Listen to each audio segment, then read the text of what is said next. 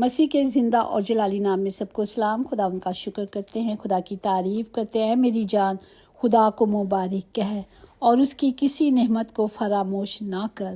وہ تیری ساری بدکاری کو بخشتا ہے، وہ تجھے تمام بیماریوں سے شفا دیتا ہے، وہ تیری جان کو ہلاکت سے بچاتا ہے اور تیرے سر پر شفقت اور رحمت کا تاج رکھتا ہے۔ وہ تجھے عمر بھر اچھی چیزوں سے آسودہ کرتا ہے۔ آمین۔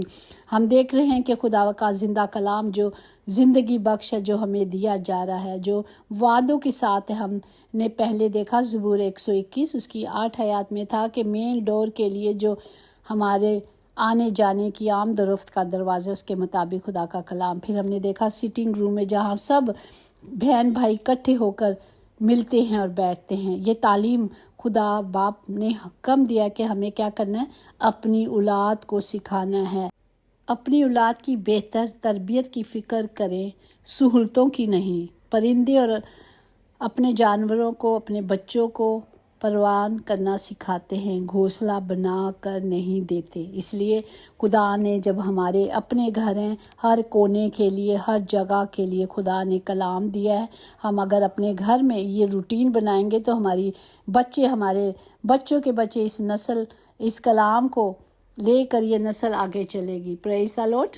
اور آج کے زندہ کلام کو ہم دیکھیں گے جو اعمال اس کا 2 باب اس کی 46 آیات میں لکھا ہے، اور ہر روز ایک دل ہو کر ہیکل میں جمع ہوا کرتے اور گھروں میں روٹی توڑ کر خوش اور سادہ دلی سے کھانا کھایا کرتے تھے۔ پاک کلام پڑھ جان پر خدا کی برکت ہو، خدا کا شکر ہو، خدا کی تعریف ہو۔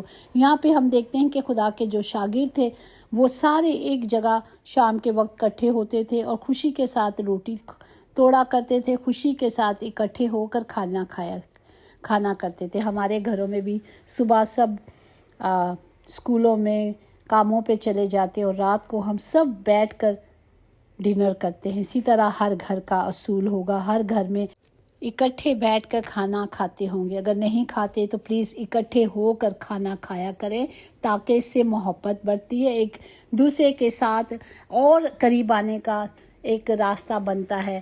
ہم بیٹھتے ہیں، باتیں کرتے ہیں۔ ہم دیکھیں جب 2020 میں کووڈ ہوا تو بہت سے رشتے پختہ ہو گئے، کیونکہ ٹائم نہیں ہوتا تھا، بھاگ دوڑ میں لگے رہتے تھے۔ لیکن جب یہ کووڈ ہوا سارے فیملی ایک جگہ بیٹھتی تھی اور کئی رشتے ایسے تھے جو ٹوٹنے کے جگہ پہ آ گئے تھے، لیکن جب یہ موقع دیا گیا وہ سب اکٹھے ہو گئے۔ اسی لیے ہمارے خدا کے منہ کی باتیں بھی ہیں، وہ اٹل ہیں، جو خدا نے کہہ دیا ہے وہ پورا کرتے ہیں۔ پریز دی لارڈ۔ اگر ہم دیکھیں خروج اس کا 23واں باب اس کی 25-26 میں بھی تو پڑھیں تو لکھا ہے، خدا نے کہا کہ تم اپنے خداوند خدا کی عبادت کرنا، تب وہ تیری روٹی اور پانی پر برکت دے گا۔ ہالےلویا۔ اور ہمارے اندر سے بیماریوں کو، دکھوں کو، تکلیفوں کو دور کر دے گا، اور وہاں کوئی بانجھ نہ رہے گی، بلکہ وہ عمر کی درازی پائیں گے۔ یہ خدا کے وعدے ہیں جو خدا نے ہم سب کے لیے کیے ہیں کہ ہمیں اکٹھے ہونے سے باز نہیں آنا۔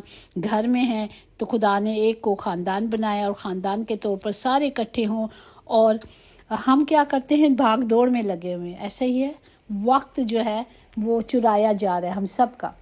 چور آتا ہے چرانے، مارنے اور پھاڑنے، لیکن خدا کا کلام ہمیں کیا سکھاتا ہے؟ اگر ہم دیکھیں تو خدا کا کلام ہمیں کہتا ہے کہ فانی خوراک کے لیے محنت نہ کرو، اس خوراک کے لیے جو ہمیشہ کی زندگی تک باقی رہتی ہے، جیسے ابن آدم تمہیں دے گا، کیونکہ باپ یعنی خدا نے اس پر مہر لگائی ہے۔ ہالےلویا۔ ہمیں دنیاوی خوراک پر بہت بھاگ دوڑ لگے ہیں، بہت محنت کر رہے ہیں۔ ہم جانتے ہیں کہ بہت زیادہ مہنگائی ہے، اور سارے ماں باپ کیا گھر والے مل کر کام کرتے ہیں تاکہ اپنی تمام ضروریات کو پورا کریں۔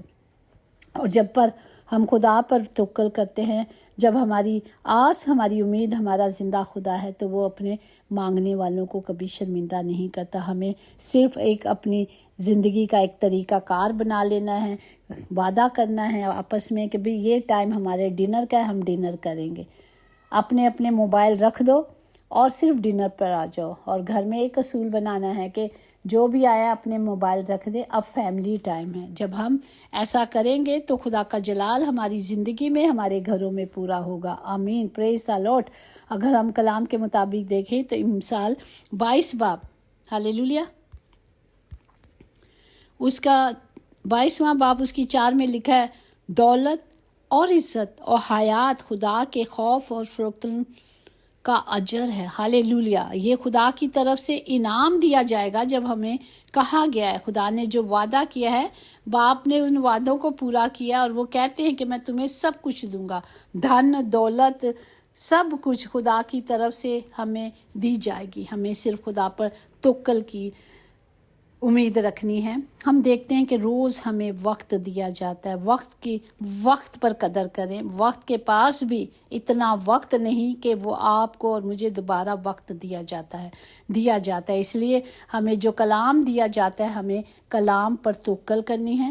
جو کلام پر توجہ کرتا ہے وہ بھلائی دیکھے گا، اور جس کا توکل خداوند پر ہے وہ مبارک ہے۔ پریز دی لارڈ۔ اگر ہم دیکھیں استشنا اس کا 17واں باب اس کی 14 میں لکھا ہے، کیونکہ خداوند اسرائیل کا خدا یوں فرماتا ہے کہ اس دن تک جب تک خداوند زمین پر بارش نہ برسائے، نہ تو آٹے کا مٹکا خالی ہوگا اور نہ تیل کی کپی میں کمی ہوگی۔